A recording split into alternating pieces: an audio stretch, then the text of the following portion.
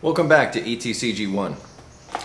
In this episode, I hope to cover, in the best time possible, what it is to actually be a technician. Last time I talked about what it takes to get to be one. Now I want to talk about, after being a technician for the past 14 years professionally, what it is to actually be that. And I'd like to start off first by making a correction on my last video. I had said that ASE stood for Automotive Society of Engineers, when really it stands for the National Institute for Automotive Service Excellence. Yes, I am reading off of something here, but that's what that's for. And also, I believe a very astute viewer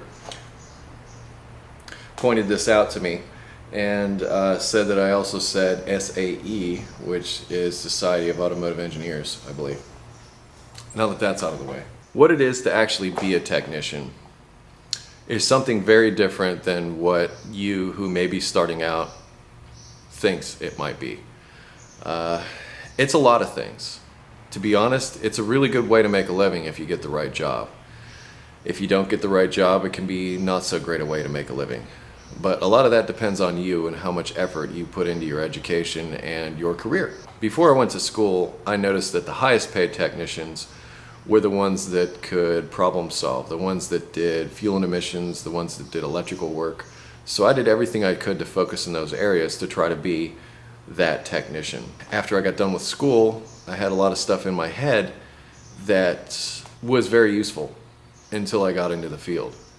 When you're actually working as a technician on a day-to-day basis, it is very different than going to school to be a technician or doing it in your backyard or whatever. At that point, it becomes a job.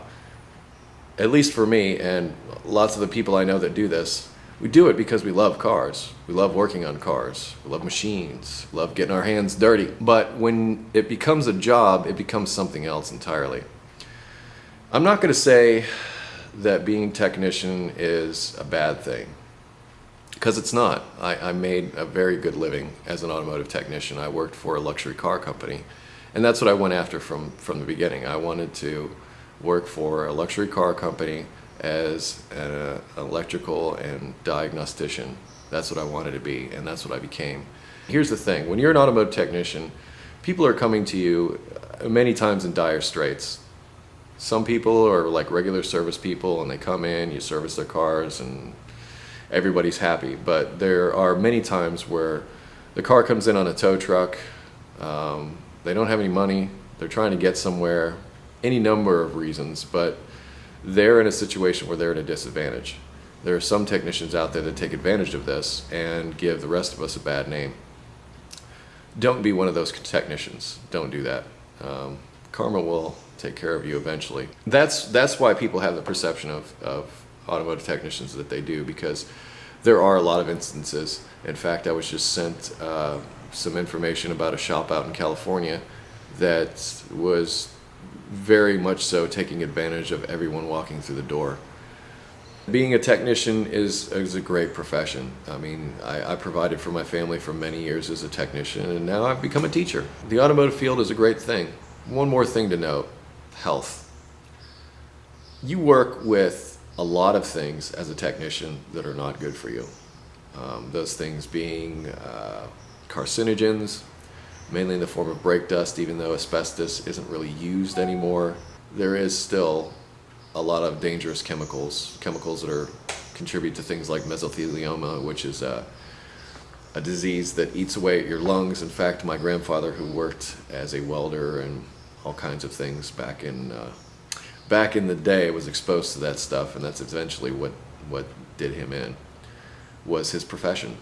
Of course, he was 70-some years old, but still, it wasn't the best way to go. And who knows how long he could have lived had he not done that. But he provided for his family. At the end of the day, that's what you do. And the things that you do aren't always going to keep you healthy. Also, injuries. I know I'm always telling you about safety glasses and, jack stands. People have gotten on the case about that before, but safety-wise, you're going to get hurt. I've been hurt. Not majorly, but I have seen people get majorly hurt doing this. Sometimes you're working with big, heavy things. There are power tools, all kinds of things that can hurt you if you're not careful and not safe.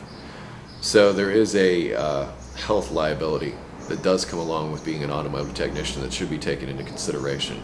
If you already are in poor health, you definitely want to consider that before you get involved, because it won't make you better. And also, for the most part, at least the shops that I worked in, were not air conditioned, so it's going to be hot in the summer. And as far as the winter time, yeah, the shops are heated, but when you open a big garage door, you let out an enormous amount of heat. So the work environment is at times extreme. Some people are cut out for it, some people aren't. That's really up to you and where you live and what your climate is and what you're dealing with. I wear that, somebody called it my 1980s hooded sweatshirt thing. Well, the reason I wear that is because, particularly in the wintertime, I just put the hood up. And if I'm looking under a car or walking under a car or something and those big glops of slush come falling off the car, they don't go down the back of my neck because I just... Ugh. But definitely consider your health and your work environment when becoming a technician.